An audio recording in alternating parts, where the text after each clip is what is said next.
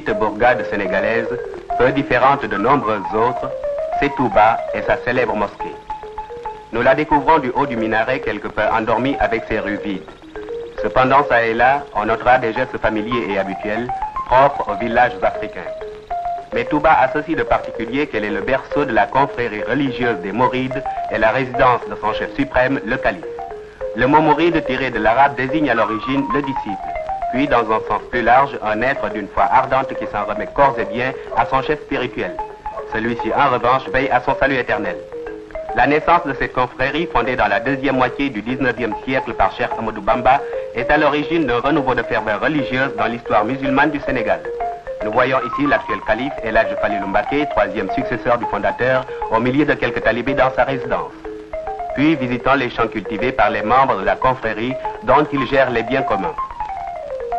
Parmi ceux-ci, on décèle une forte proportion de cultivateurs qui furent souvent des pionniers dans certaines parties du pays et dont l'ardeur au travail n'a d'égal que la foi.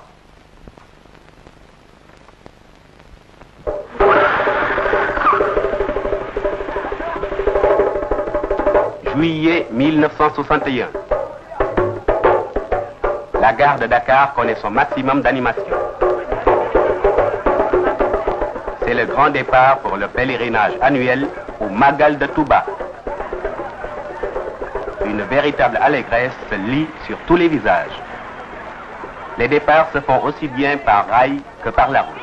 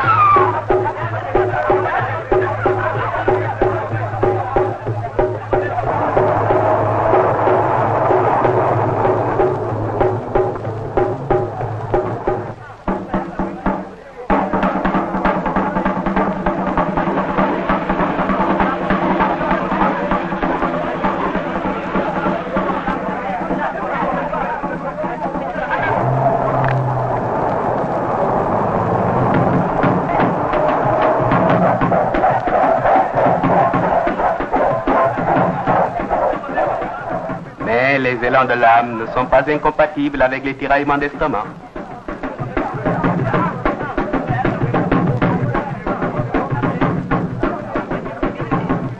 Le corps est également de la fête, car après tout, c'est aussi les vacances avant le recueillement de grands jours.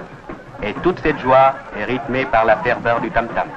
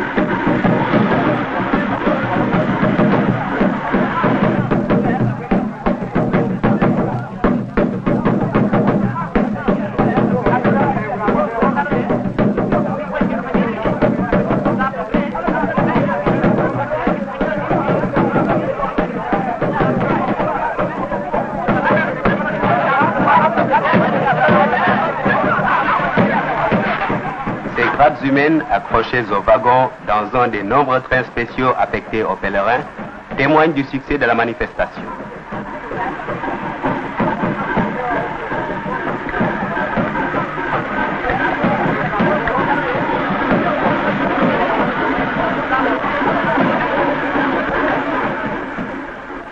Et pourtant, nous sommes en hivernage, saison des pluies, peu propice au voyage. Voici l'arrivée à Touba.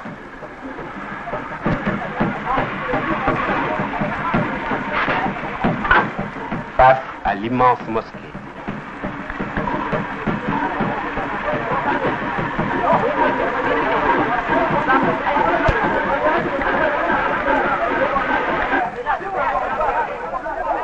Lentement, les trains se videront pour remplir la ville qui verra pour quelques heures sa population plusieurs fois décuplée.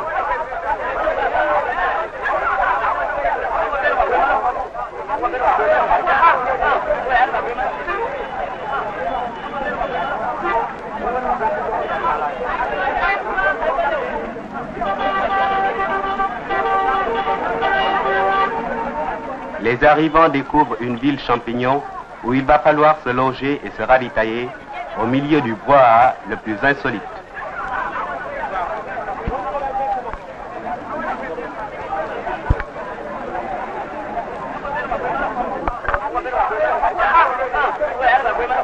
Les marchands nombreux, fins psychologues, sachant que la vie profane ne perd pas ses droits, sont aussi de la fête et savent en bons commerçants tirer parti de la ferveur populaire.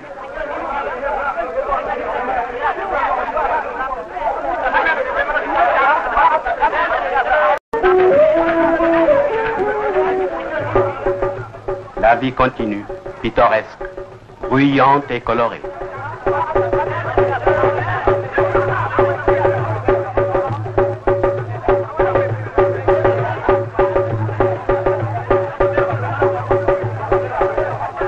Ces images représentent des arbres généalogiques et des portraits des principaux chefs de la confrérie.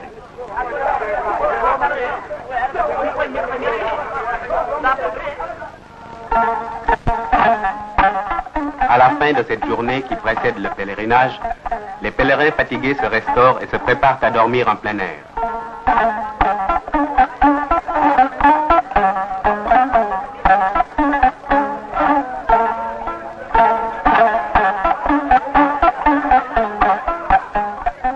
Mais il semble que nombre d'enthousiastes ne partagent guère leur avis.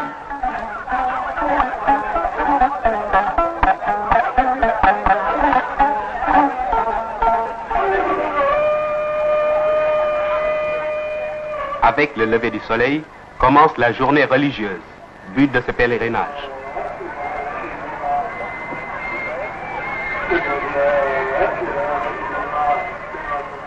Ce lettré, à l'attitude digne et sereine, penché sur un livre de prière, c'est le calife, vénéré à l'égal d'un dieu et dont les rares sorties suscitent des enthousiasmes qui tiennent du prodige.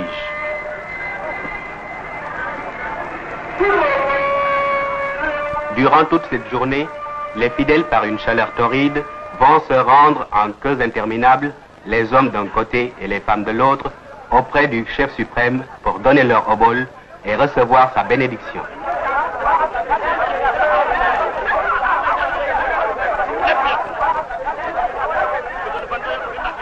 L'attente est longue, mais des spectacles imprévus permettent de prendre patience.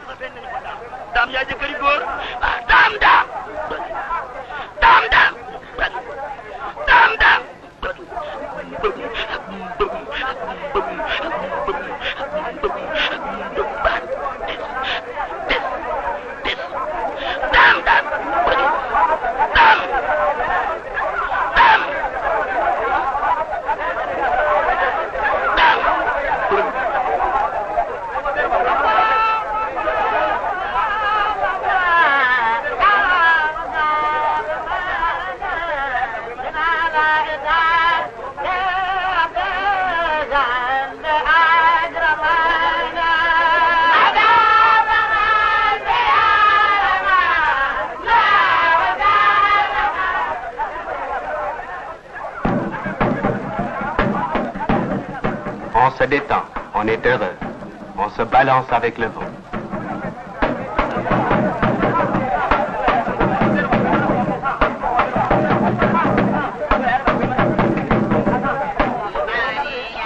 Puis, c'est la visite aux différents chefs de la confrérie. Et les fidèles se prosternent humblement en signe de respect avant de déposer leur obole.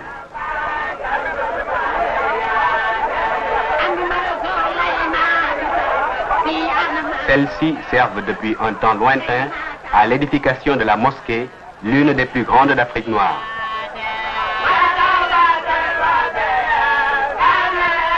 Enfin, c'est la visite au tombeau de Cheikh Ahmadou Bamba, situé au cœur de la mosquée et qui constitue une des raisons d'être de celle-ci. Là aussi, les queues sont interminables.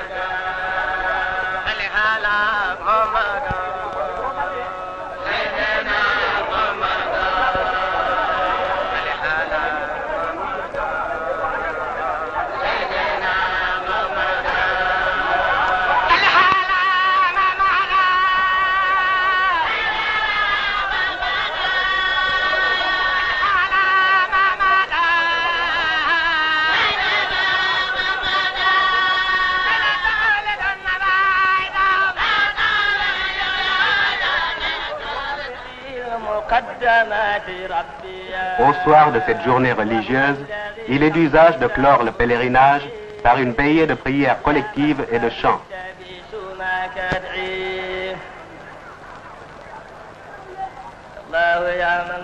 Aussi se presse-t-on à l'intérieur de la mosquée.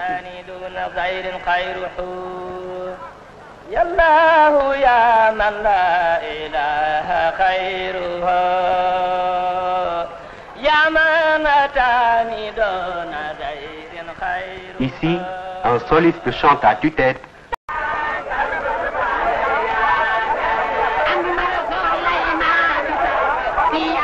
Celles-ci servent depuis un temps lointain à l'édification de la mosquée, l'une des plus grandes d'Afrique noire.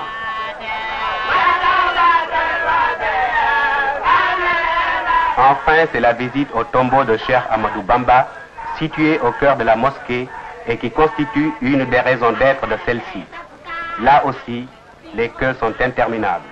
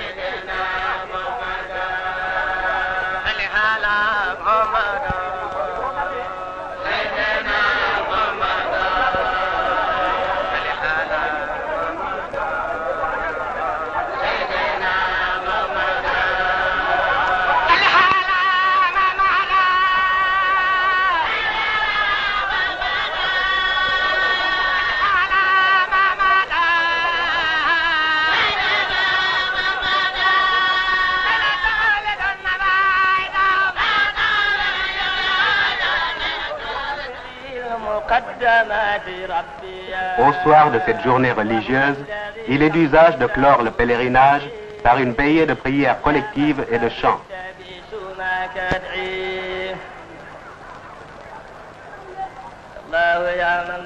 Aussi se presse-t-on à l'intérieur de la mosquée.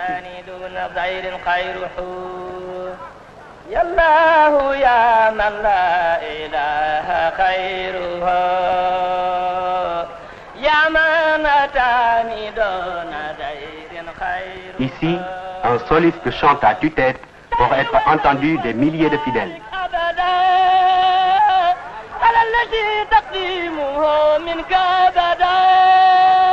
À l'aube, ce sera les premiers départs et le pèlerinage proprement dit sera terminé.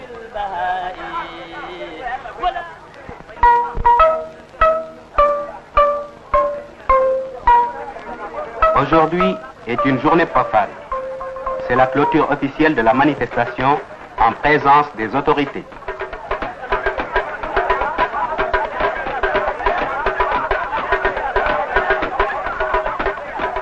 Nombreux sont les curieux.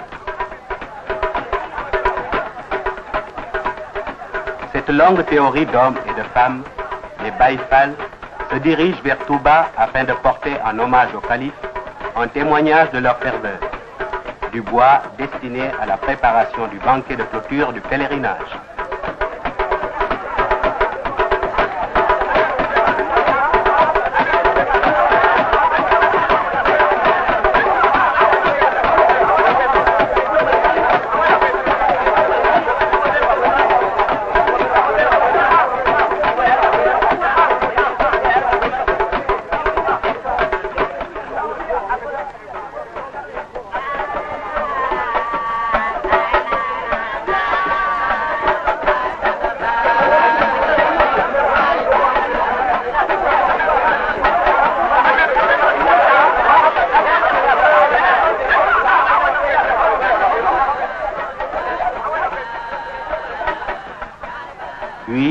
l'arrivée des bouchers et de leurs aides.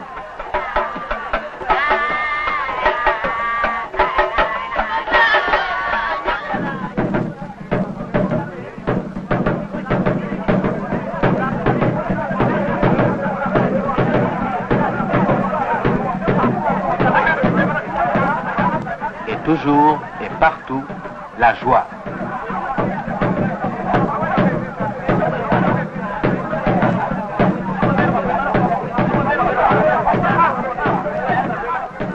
On embaume l'atmosphère d'encens.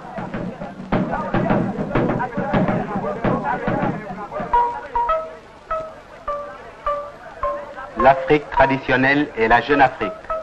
Le chef du gouvernement et le grand calife des Mourides vont s'asseoir côte à côte sur la tribune.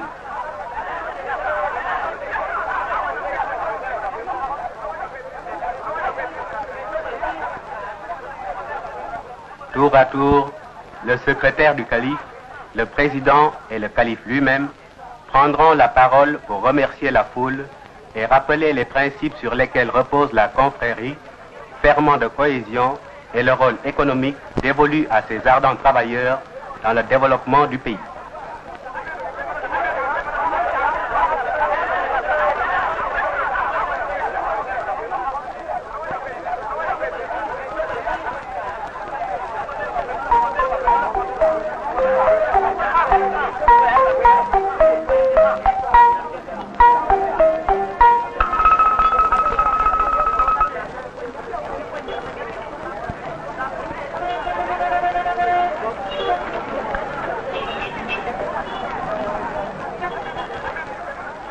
Le banquet semble apprécié de ses augustes convives.